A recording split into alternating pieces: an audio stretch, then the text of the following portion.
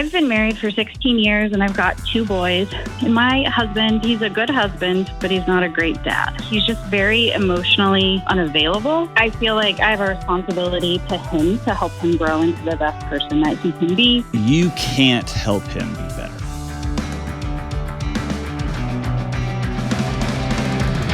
Hip hop, you don't stop. What's up? This is John with the Dr. John Delony Show. I don't even really listen to hip hop that much. I used to a lot, but I don't much anymore.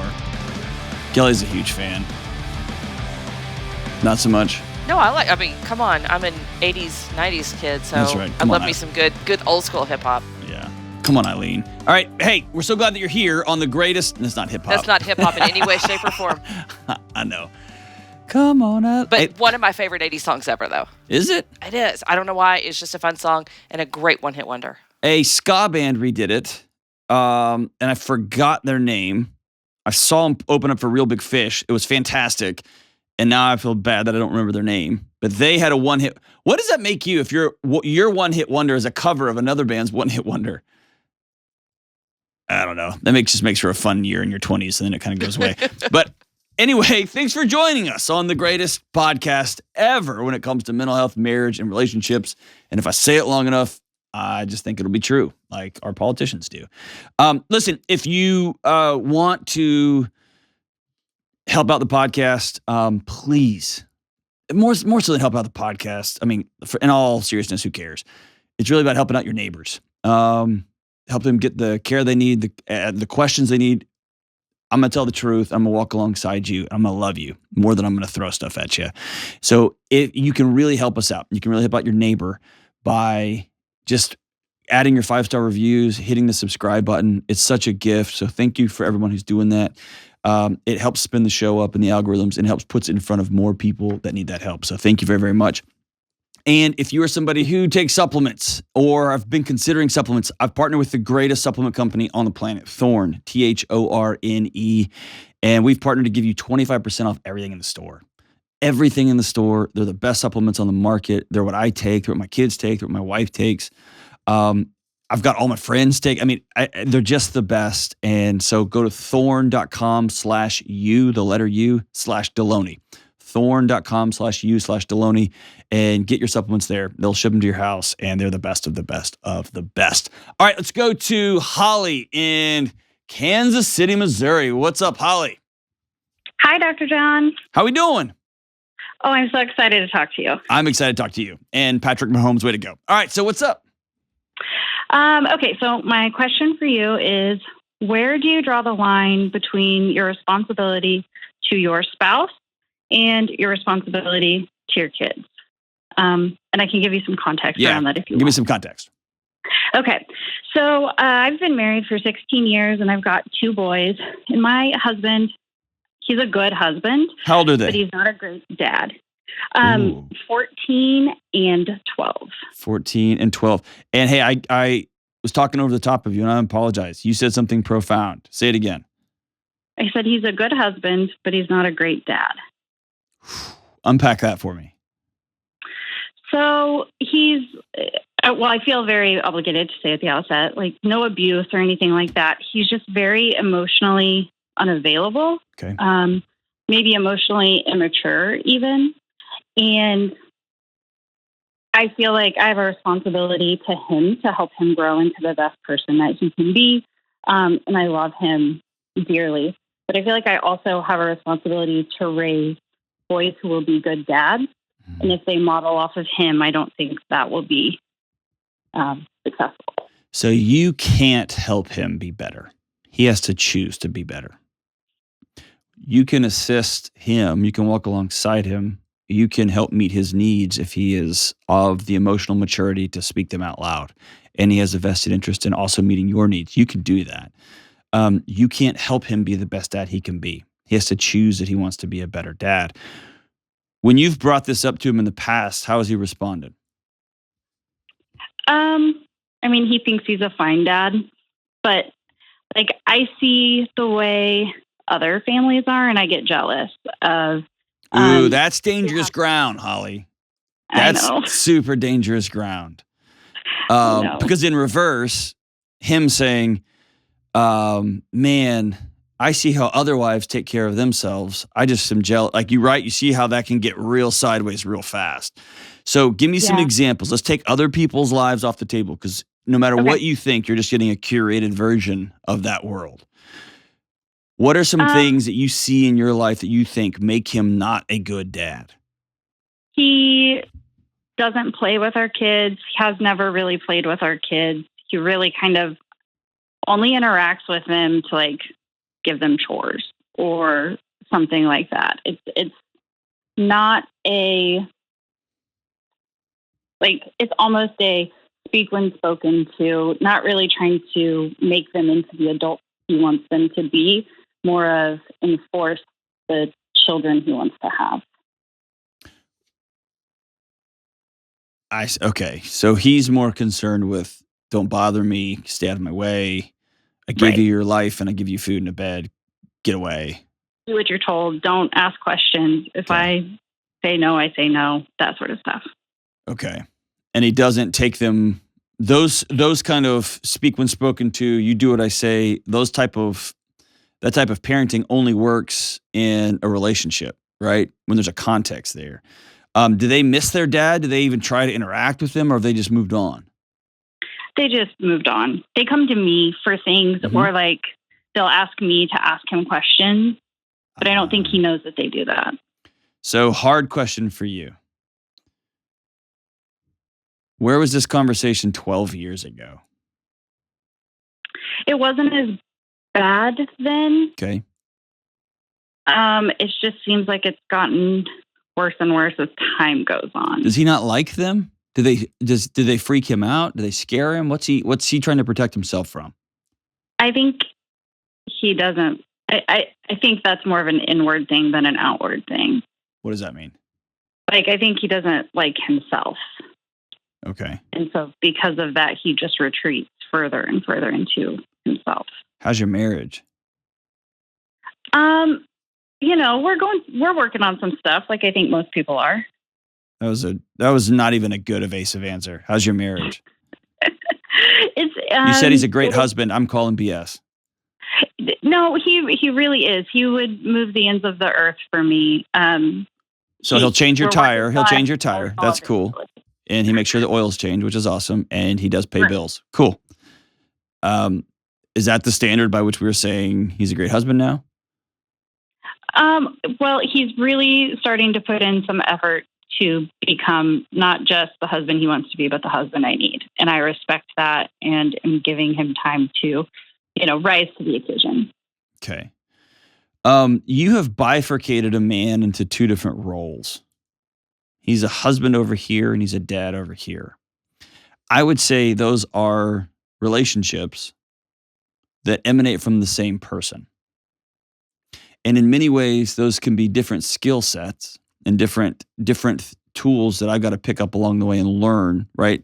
I've never parented a 12-year-old before in my house. And so I'm having to learn in real time what that's like. But it's worth the effort, right? I've never parented a 6-year-old girl, and good God Almighty, I don't know what I'm doing. But I'm giving it my best shot from reading and learning and talking to wise people and saying I'm sorry and asking for advice and wisdom, right? And most above all else, I'm leaning into that relationship, as weird and awkward as both of them can be. Your husband isn't a great dad and a bad husband, or a bad husband and a great dad. He's a man who's really struggling, and he might perform better on one task and he's not performing well on the other, but he may be trying to get better in one relationship, but abandoning other relationships. This comes from the same guy. And I say that because if he got the husbanding thing down great, and he completely neglects his kids, he's never going to be there, right? You're never going to fully lean into that. You shouldn't, right? So, man, this is hard because I know I can almost guarantee you he would have an other side to the story. Well, that's why I guess my question is, I don't really know how do you choose, or when do you face a line where you have to choose? Because I've heard callers call into your show before and say things like, I wish I would have done something differently. And I just don't want to be in a position that I wish I would have done something sooner or later to have, So raise better humans. that's a great question. And I'm trying to be sensitive to my own home and keep some space between intensely private things in my house and also be open. I can tell you over the last 12 years with both of my kids, there's been seasons when my wife will say to me or I will say to her, I would like to see this different with our kid. And both of us have enough trust with one another that we can at least have, I trust that you're right, or I trust at least it's worth another conversation. Or I can say things like, I don't like where the state of y'all's relationship. I'm going to lean in for a while, and I'm going to take this for a season because there just needs to be some space here, and vice versa, right? And so that's as much as I want to get into it without going into too many details. And none of it's bad or salacious. It's just us leaning on each other and being willing to speak truth to each other. And so if I'm you, I would take the same advice I give everybody. I would take him out and say, listen, you're losing your sons. And there's few things in the world more important than a son's relationship to his dad. Your sons will chase his blessing for their entire life, even if they hate him. They are desperate for him to hug them. They are desperate for him to put his hands on the back of their neck or hold their face and look them in the eye and say, I love you. I'm glad you're my son.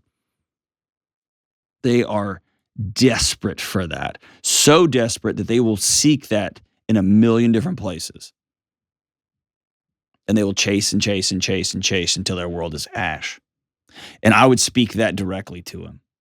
And what it looks like is something as simple as my son Hank and I go to breakfast at Waffle House once a week. I do bedtimes with both my kids every night. I treat their mother really well. I take my son with me places. I try. My daughter doesn't like to always leave the house, but I take them everywhere. I took my daughter to the store with me the other day. I take my son with me places. I intentionally build in some time because when you take your kid to the store, it takes another 45 minutes.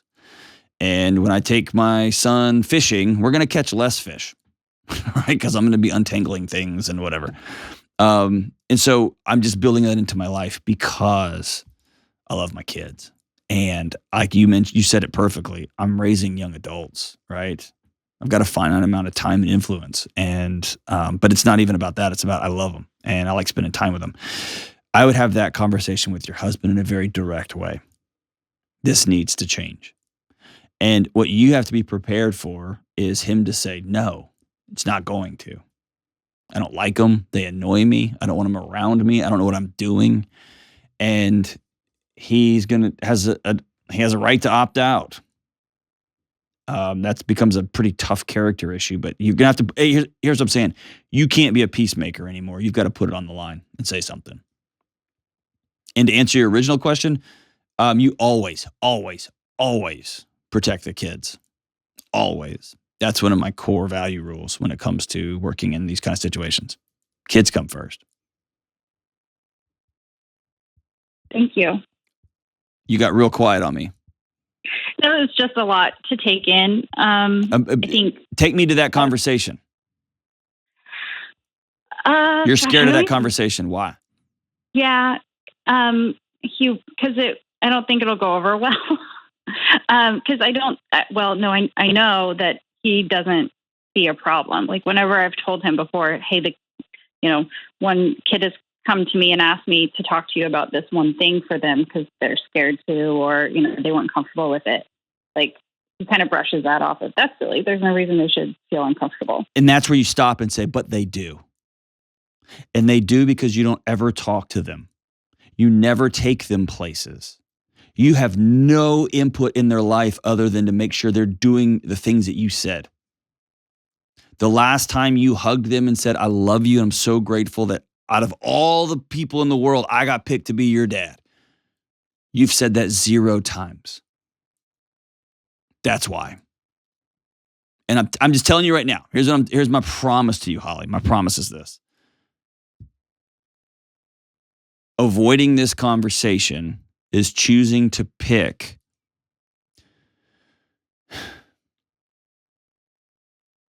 the illusion of stability over the heartfelt reality that you fought for your sons when nobody else would.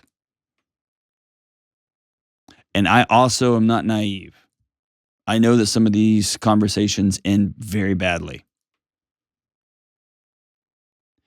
But what I would tell you is that ending will come sooner or later, whether you have this conversation or not. So you might as well have it. You'll want to be able to look at your sons at some point if their dad abandons them and say, I went down swinging for you guys because y'all deserve to have a dad. And he was struggling. It wasn't y'all's fault.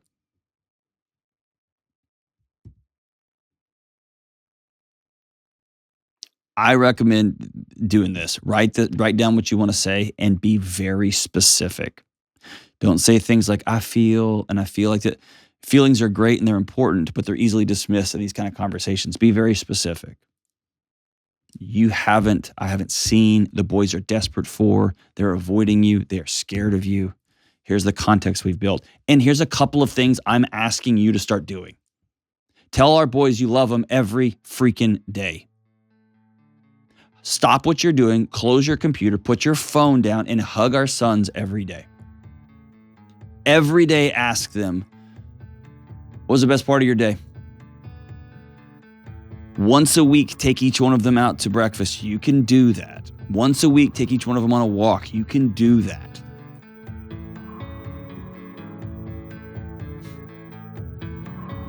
And my hope is maybe he just doesn't know. Maybe he thinks they don't like him. Maybe he's never seen this happen, and this is all weird and new because his dad didn't talk to him. Fine. He's got to make a change or he's about to lose his two boys. A 12 and a 14-year-old are about to head off into the woods without him, if they haven't already. Thank you for loving them. This is where that love gets real hard. But they're lucky to have you as their mom, Holly. We'll be right back. Delony here, and I've got a word from this episode's sponsor, BetterHelp. Let's all be honest. Life would be way easier if it came with a user manual. Marriage, parenting, work, making friends, especially as adults. But this is the truth, my friends. There's no step-by-step guide. You have to take ownership of your life. And when it feels like too much or you feel stuck or overwhelmed, it's too easy to get lost in the anxiety black hole. I've been there. But you can learn to navigate this beautiful chaos we call life in a healthy way. Therapy gives you the tools to do just that. And that's why I love BetterHelp. BetterHelp is online therapy that offers video, phone, even live chat sessions with your therapist. There's no waiting rooms, no traffic, no endlessly searching for the right therapist that happens to not take your insurance. Listen, BetterHelp has connected more than 3 million people with licensed therapists, and they can match you with a therapist in under 48 hours. So don't settle for feeling stuck. Visit betterhelp.com/Delony today to learn more and get 10% off your first month. That's betterhelp.com/Delony. All right, we're back, Jack. Let's go to Rob in Miami, Florida. Welcome to Miami. What's up, Rob? What's going on, Dr. John? It's a privilege and an honor to be on the best mental health and relationship podcast. It's catching on, brother. That's awesome. Thanks, Rob. What's up, dude? How can I help, man? So my question was, how do I identify what my needs are in relationship to marriage, relationships, work, ministry, etc.? Dude, that's a dope question. All right, so how can you identify what your needs are? Tell me more. So basically, about 2 years ago, I started a journey into bettering my mental and emotional health.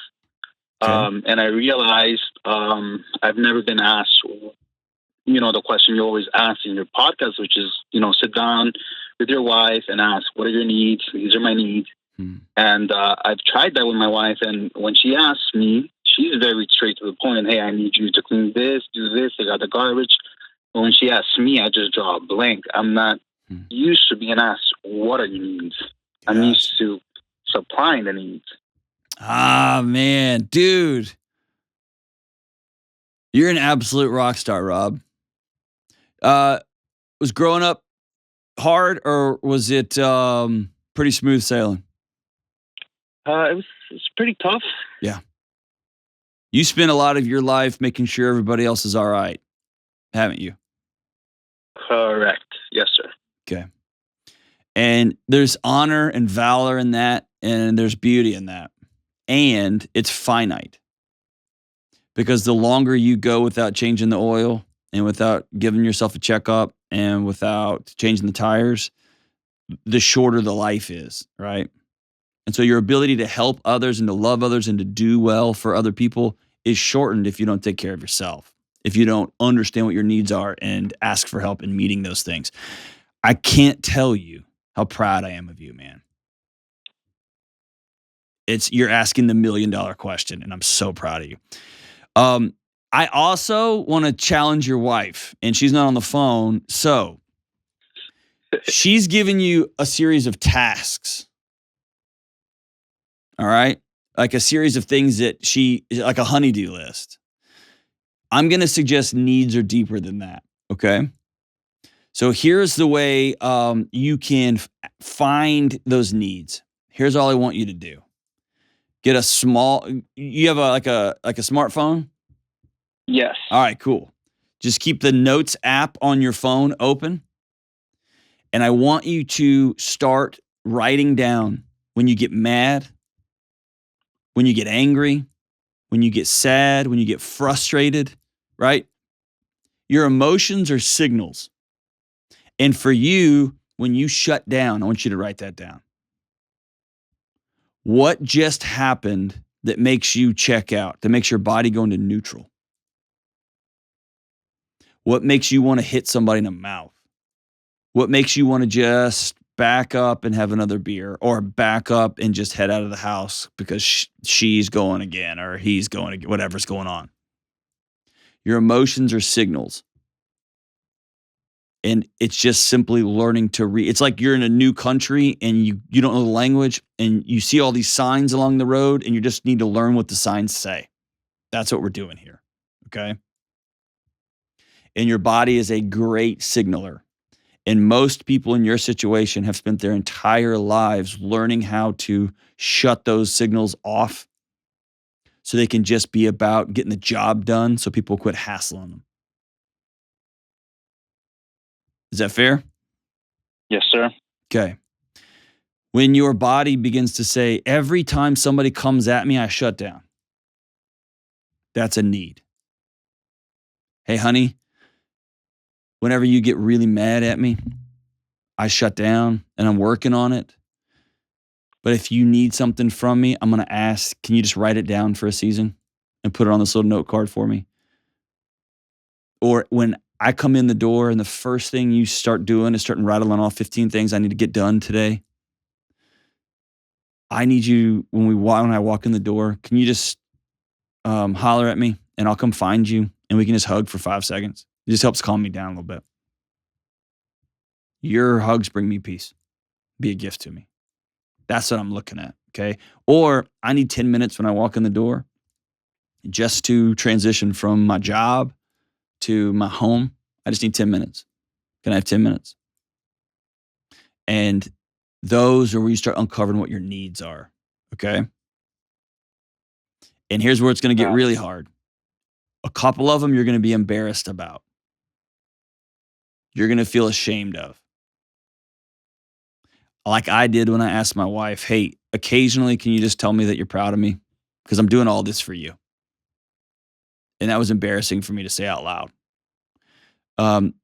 Some men desperately need sex, but some men desperately need their wife, like the person who loves them, just to hold their hand, sit by them, not ask for anything, just be with. And that sounds very unmasculine. It sounds very like, oh my gosh, are you serious?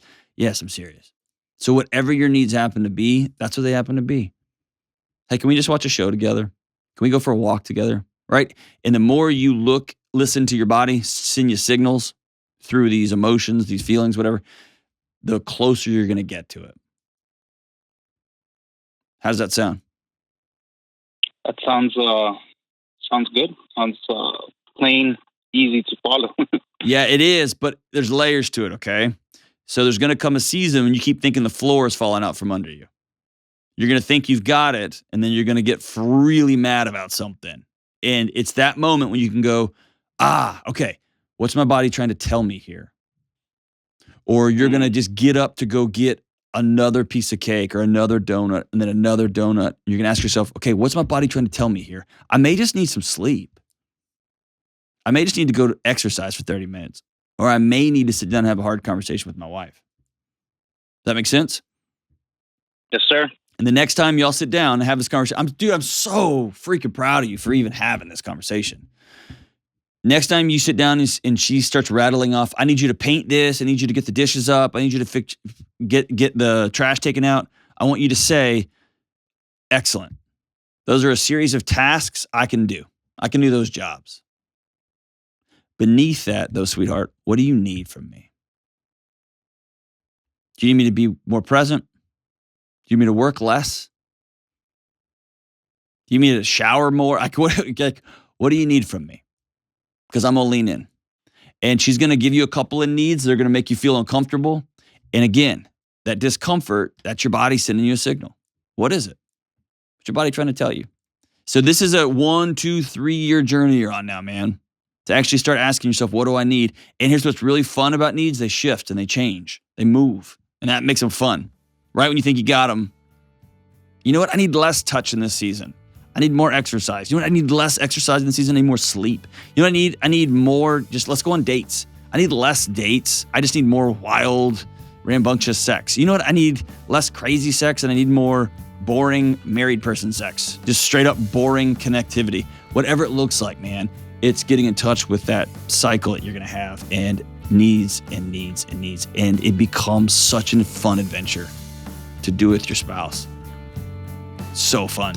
Because her needs shift, your needs shift, and then the goal becomes not trying to hold those needs stable, but it becomes, man, how can I meet those needs? That's a fun adventure, man.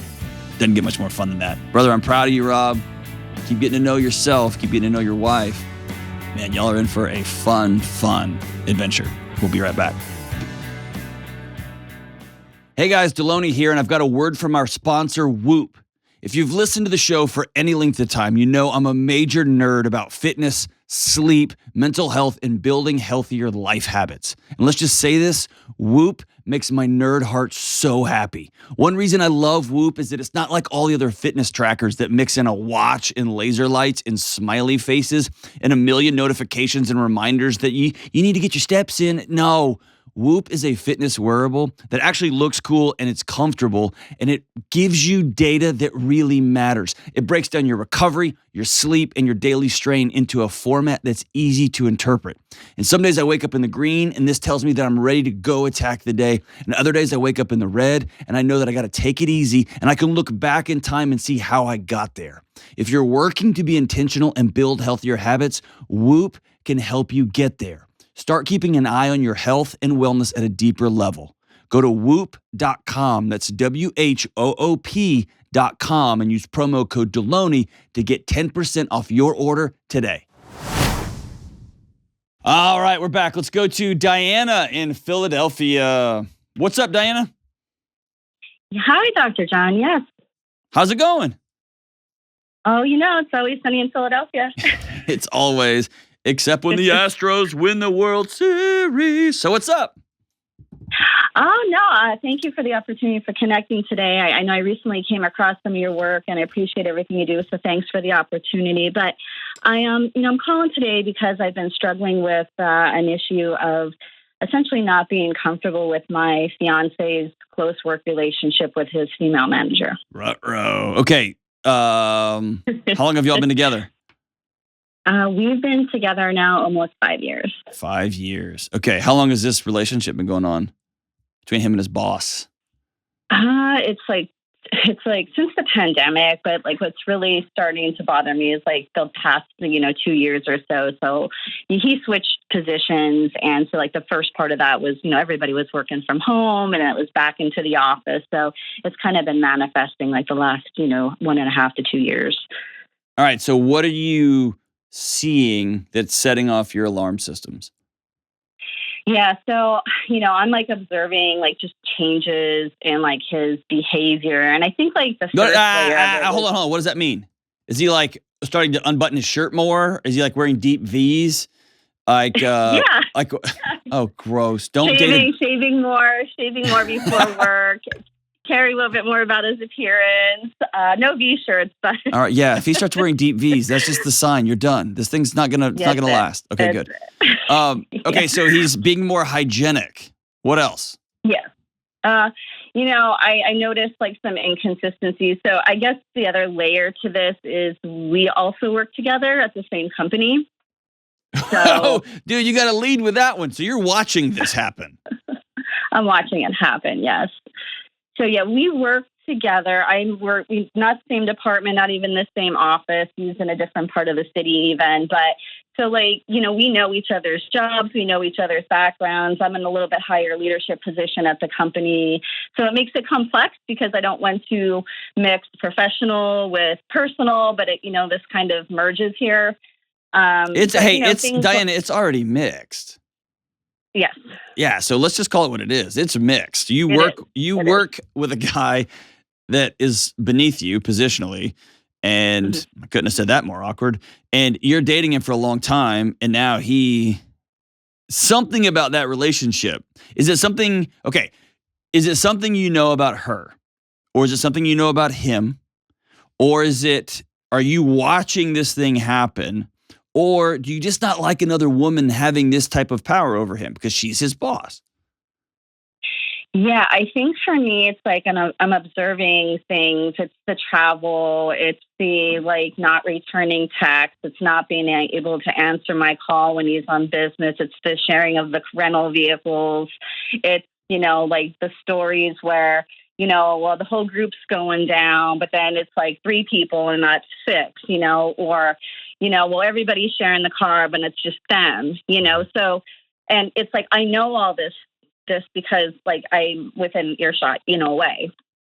So it's all that bothers me, because when we're together, any other time, it's like we have good communication, we have a very healthy relationship, but it's like when he's on travel, I can tell that it's like, well, 9 to 5, I'm working, and then we're all going to dinner, and then they go to the bar till 10:30 at night. And, he will call me, but it's very distant, or, there's times where he won't answer the phone, if they're all at breakfast in the morning, and then he'll say, it's like, well, it's rude to answer when you're talking to somebody else. And I'm like, well, it's me, so things like that.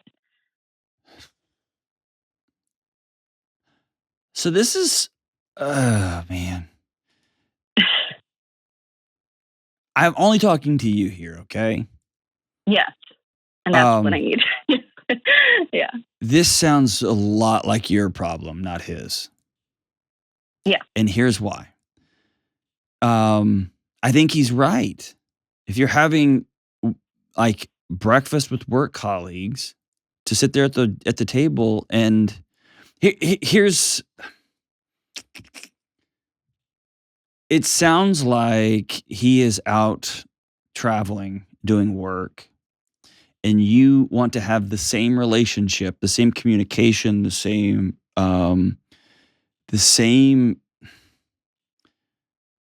communication patterns that you have in when he's there in person, and you simply can't. And I think it is patently unwise to travel all over the country.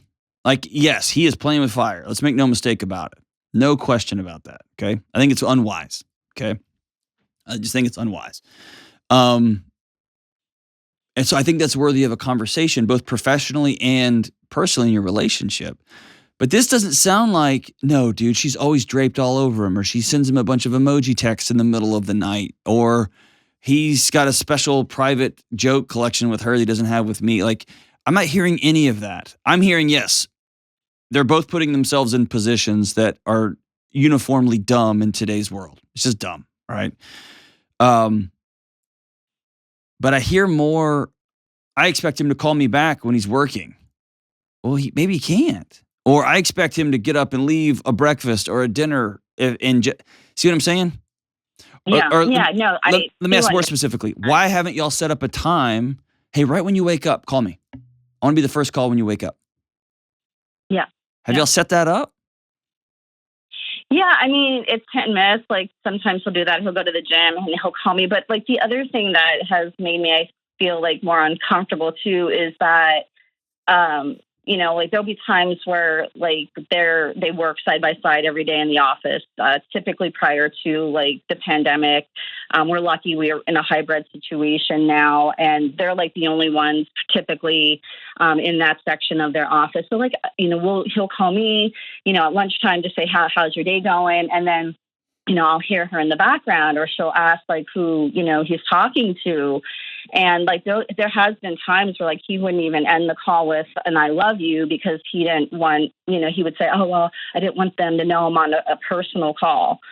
But I'm like, that's like silly, because like that's like an unrealistic expectation that you can never take a personal call, and it's not like it's over excessive. So like that's like hurtful. Like it almost feels to me like he was trying to segregate like his relationship with me from like his work relationship at times. So here's the best thing you can do moving forward. You can be very, very honest with him in less in an accusatory way. You're doing this and you're doing this, but a very vulnerable, make this all your problem, not his.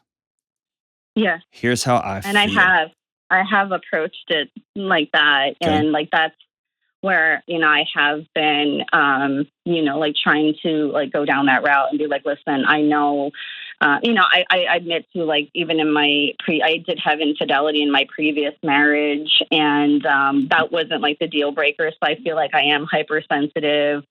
Him and I were, coworkers before we were even together. So like the realism, the whole work-wife thing, it's real. But at the same time, like I would never tell him, you can never talk to another woman, or you always have to drop everything for me. Like, I don't feel that way. Like you have to be able to interact in society. And I would never say quit your job because I don't like someone, but it's at the point where when I do try to talk about it and, take accountability, like he'll just get super angry. And then like his anger then like fuels me to think like, well, is there some truth to it? It's so like you are absolutely right there. Yeah.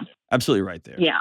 A conversation my wife and I had recently was, I told her, I want to talk more on the phone with you and the kids when I'm traveling. And what I realized was she was trying to really be the most supportive spouse she could be. And that was, man, I don't want to call you if you're on stage. I've been in the wings about to go on stage, and she's called, and I've taken the call just because I just think that's fun. And she can hear the crowd. She's like, "What are you doing?" It's like, "I'm about to go on stage." And she's like, "Oh my gosh, get off the phone." Or my kids have called me as I'm walking into an interview for a radio show, right? So she has, in an attempt to love me better, minimized phone calls. She doesn't want to bother me. And so I said, "Hey, I need more contact on the road. If I call you, we know that I'm trying to reach out. I want to connect. If you get a moment, just call. I'd love it when you call. And if I can't take it, I won't take it." And so here's the deal. She was trying to love me the best she could. And then I was able to say, "Hey, here's what my need is in this season." And it might be that one day I'm like, "Hey, I need you to call less. Like it's just too wild on the road right now." And so all I have to say is this.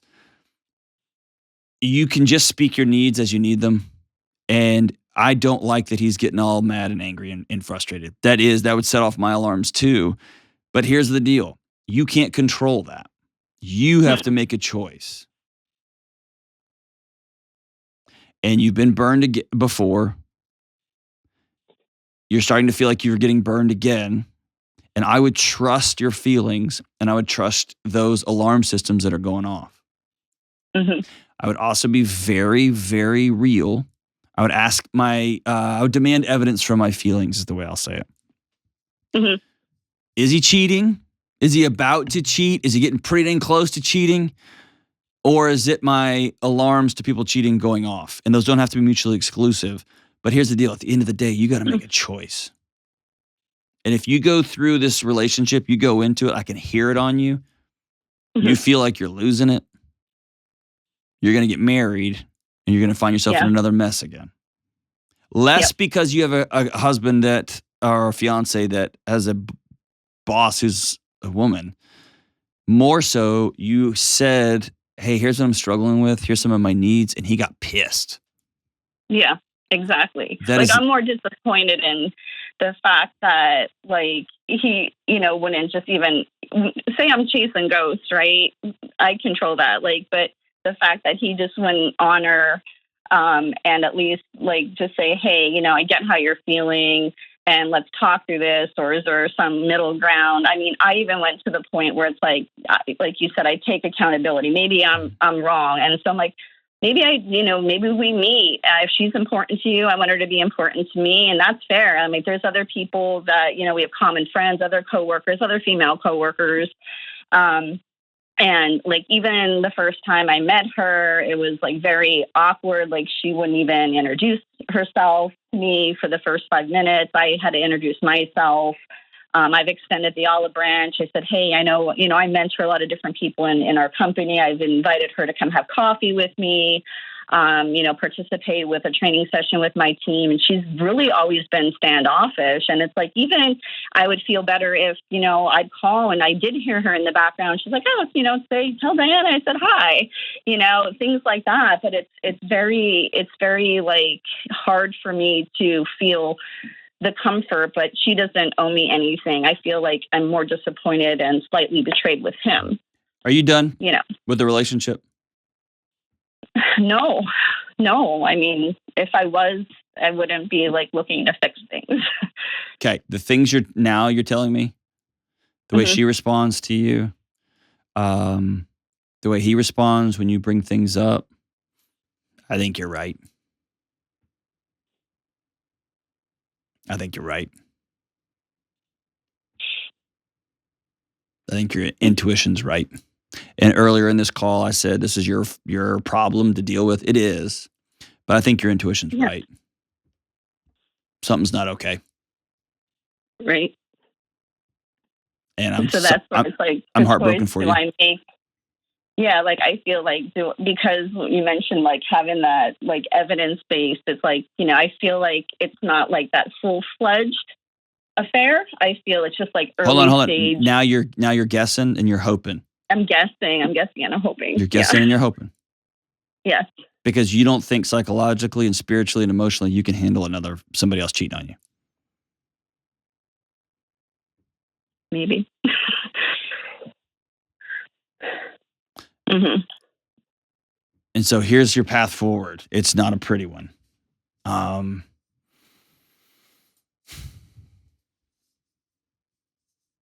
It's a pretty direct conversation with him. And before I have that conversation with him, I would be very, very specific about your needs. And man, if somebody feels awkward saying I love you at the office, I'm okay with that. That's fine. I don't want it to be weird.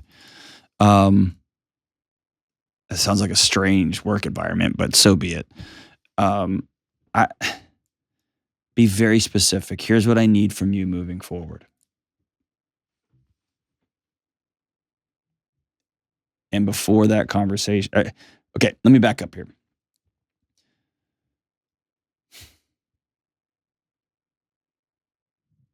You only have one path forward, and it's going to be very uncomfortable. And it's going to be you directly asking, are you having an affair? Are you cheating on me? And this isn't a time for rage or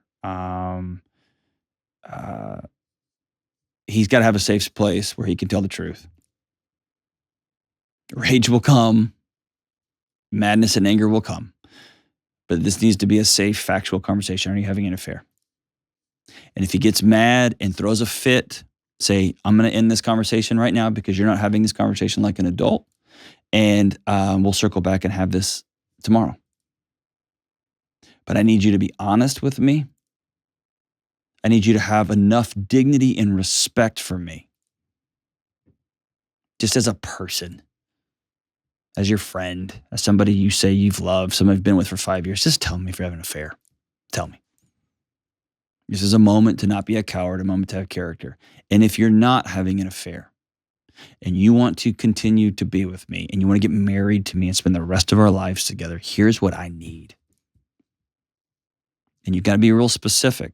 And the reason this is going to be gnarly, Diana, is he might say, yes, I am having an affair. He might say, I haven't had an affair, but I've got feelings for my boss. He might say, no, I'm not having an affair, and the fact that you are accusing me makes me not want to be with you anymore. All those things can happen, and the only offering of light I can give you in that moment is that was gonna come crashing down at some point, and it's better to do it now before you are legally married. My hope is he says, I'm so sorry. No, I'm not cheating on you. Never have. I don't know how to act in this work environment. It's weird. And I'm trying to be a good employee. I also want to be a good fiancé to you. I want to build a life together. I'm just kind of over my head. I don't know what to do. And you, as a woman who is higher up in the company than he is, who has had men reporting to you, you can walk through, here's what's appropriate and here's what's not. Here's what it's okay for you to say and here's what's not. And go from there. But there's no way forward without some really direct, hard, on the nose conversations.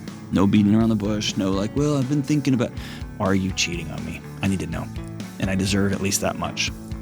And if not, and you still want to be with me, let's be very clear what I need moving forward. And tell me what you need moving forward. Let's work on this together. I'm so sorry, Dan. Hey, let me know how that conversation goes. I want to know what he says and where things stand. We'll be right back. Hey, what's up? Now that my new book, Own Your Past, Change Your Future, is out in the wild, we've been hearing reviews and feedback from readers, and wow, I'm so grateful.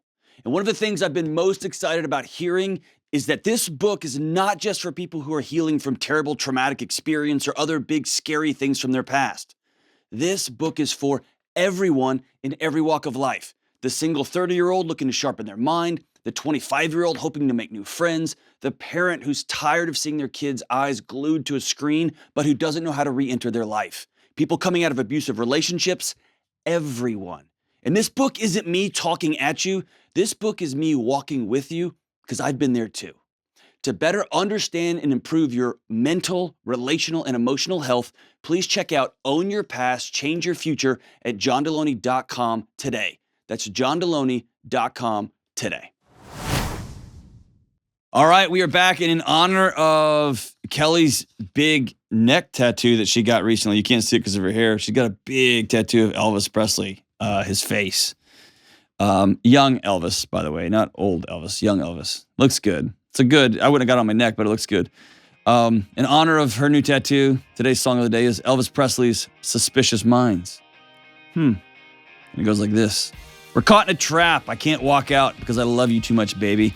Why can't you see what you're doing to me when you don't believe a word I say? We can't go on together with suspicious minds, and we can't build our dreams on suspicious minds. So if an old friend I know stops by to say hello, but I still see suspicion in your eyes, you can't see these tears are real. I'm crying. Yes, I'm crying.